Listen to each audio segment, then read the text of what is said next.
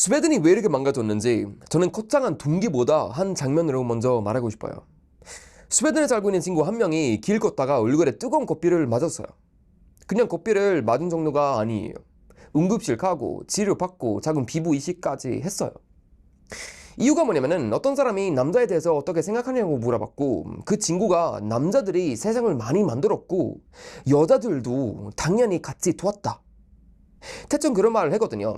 그 한마디 했다고 커피를 얼굴에 던졌어요. 저는 그 얘기를 듣고 진짜 소름이 돋았어요. 왜냐면 그 순간에 다 보였거든요. 이건 더 이상 여자 권리 얘기가 아니구나. 이건 누가 현재를 말하면은 바로 죄인 만드는 문화구나. 스웨덴이 여기까지 왔구나. 저는 오늘 이 얘기를 하려고 해요. 스웨덴의 페미니스트 문화가 왜 나라를 이렇게 망가뜨렸는지, 그리고 왜 이게 남녀 싸움이 아니라 나라가 숨을 묻히게 되는 문제인지요. 저는 여자가 힘 가지는 건 반대한 적 없어요. 여자가 안전해야죠. 존중받아야죠. 이럴 기회가 가져야죠. 사회에서 목소리 가져야죠. 그거 너무 당연해요. 근데 문제가 뭐냐면은 그 다음에요. 스웨덴은 어느 순간부터 여자를 울리는 게 아니라 남자를 깎아야 정의로운 것처럼 가기 시작했어요. 그리고 더 무서운 건요, 현재를 말하는 것 자체를 막기 시작했다는 거예요. 남자가 평균적으로 힘이 더 세다, 이런 말 있잖아요. 그냥 생물학 얘기예요.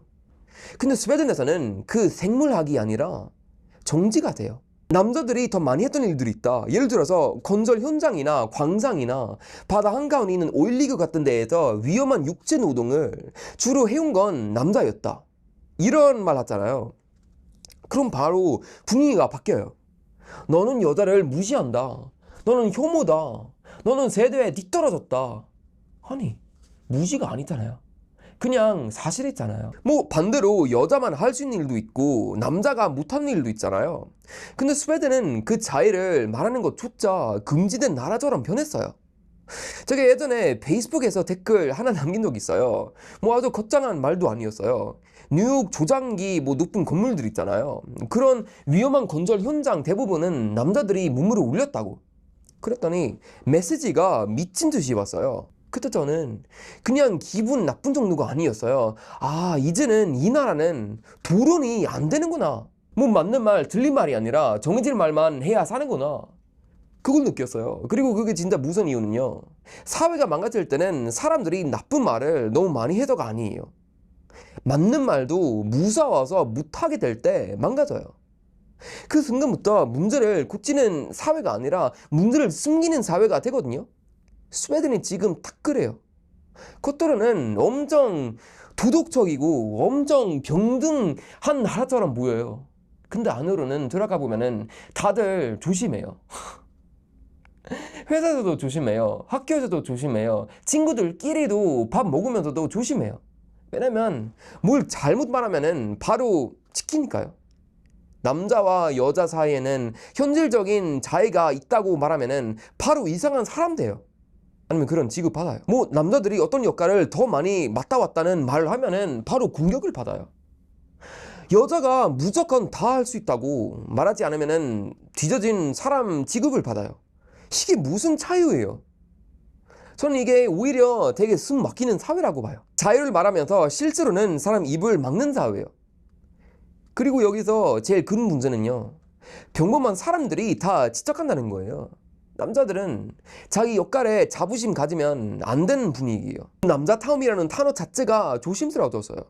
조금만 강하게 말해도 위험하고 조금만 현실적인 이야기해도 죄책감부터 져요.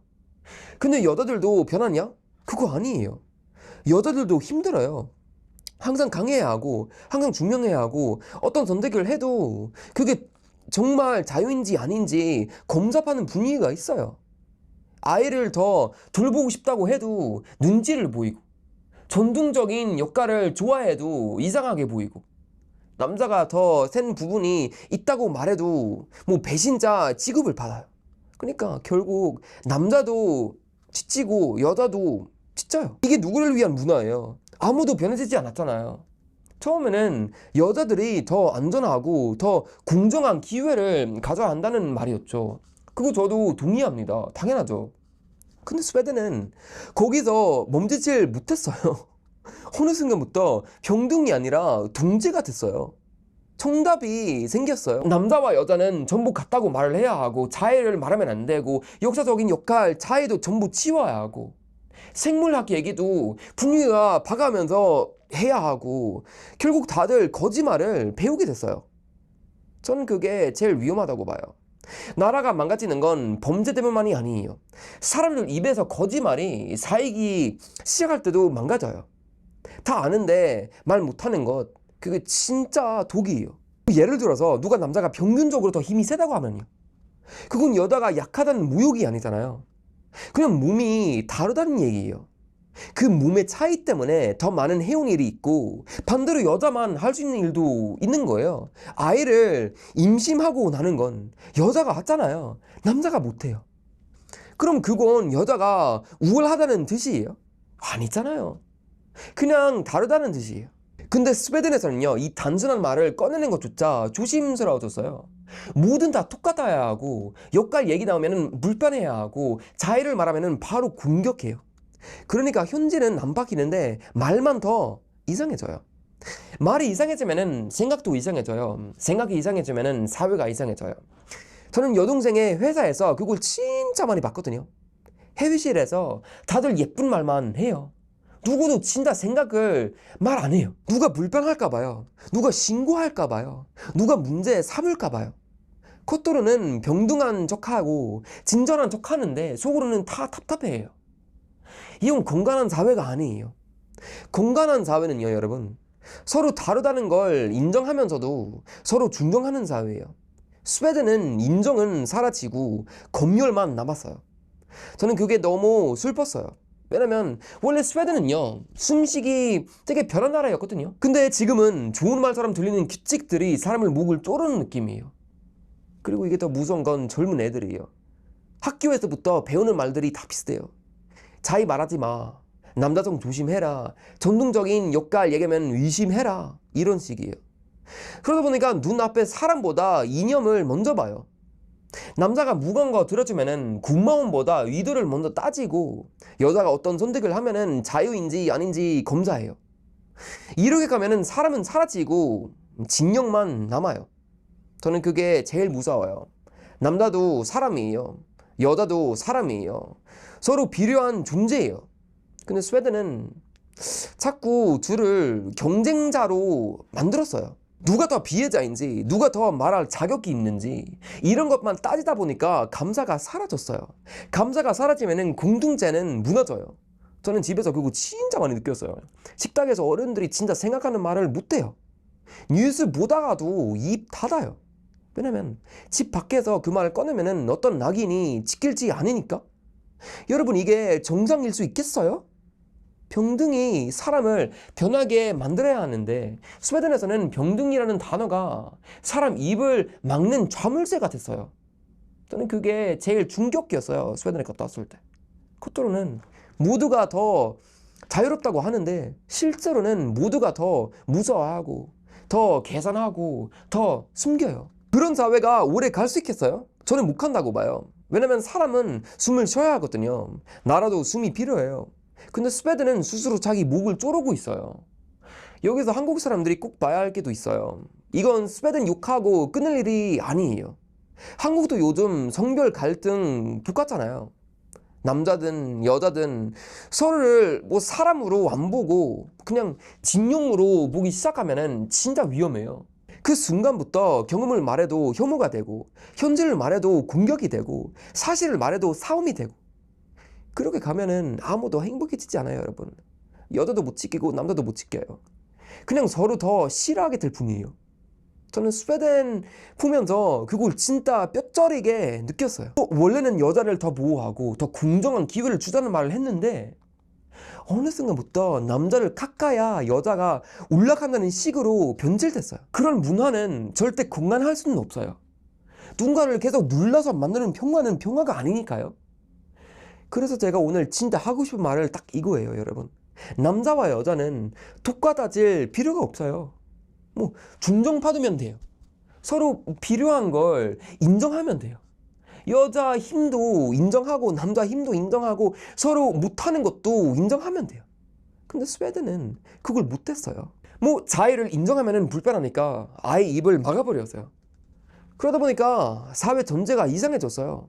남자들은 자부심 느끼면 죄책감부터 배우고 여자들은 보호받아야 할 순간에도 강해야 한다는 압박을 받아요. 이게 무슨 차이예요? 이게 무슨 병등이에요? 아무도 변해지지 않았잖아요. 그리고 이건 남녀 문제를 넘어서 더 큰 인생 교훈이 있어요. 현재를 못 보게 만드는 사상은 무조건 사람을 망가뜨려요. 가족도 그래요. 회사도 그래요. 나라까지도 그래요. 사실은 다 아는데 말을 못하는 분위기, 그게 제일 위험해요. 그 순간부터 문제를 고치는 사람이 아니라 정답 흉내내는 사람만 살아남아요. 스웨덴이 지금 딱 그래요. 겉으로는 엄청 선하고 엄청 도덕적인 말이 많아요. 근데 속으로는 다 비건해요. 다 조심해요. 다 숨겨요. 그러면은 끝이에요. 사회는 그렇게 천천히 숨이 막혀요. 저는 그래서 더 무서워요. 이런 문화는 항상 특히 좋은 말로 들어오거든요. 여자를 위한다, 병등은 만든다, 자별을 없앤다, 다 좋은 말이죠. 근데 그 안에 현실 부정이 들어가고 자유를 말하는 사람이 입 막고 남자 전체를 잠재적 가해자처럼 만들고 여자들에게는 끊임없는 중면을 요구하기 시작하면 그건 이미 독이에요. 저는 스웨덴에서 그 독이 어떻게 퍼지는지 봤어요. 그래서 더 직접적으로 말하고 싶어요. 스웨덴의 페미니스트 문화가 나라를 망가뜨렸다는 말의 진짜 뜻은 여성이 나라를 망쳤다는 말이 절대 아니고요. 여러분 오해하지 마세요. 극단으로 간 이념이 상식을 죄로 만들고 사람을 입을 막고 서로 비료한 존재를 서로 적으로 보게 만들었다는 뜻이에요. 그 순간부터 나라는 겉으로 멀쩡해 보여도 안에서부터 썩어요. 저는 그걸 너무 많이 봤어요, 여러분. 그래서 더 말하고 싶어요. 평등은 서로를 같은 사람으로 존중하는 데에서 시작하지, 서로를 깎아내리는 데에서 시작하는 게 아니에요. 그건 있는 순간 나라는 생각보다 훨씬 빨리 무너져요.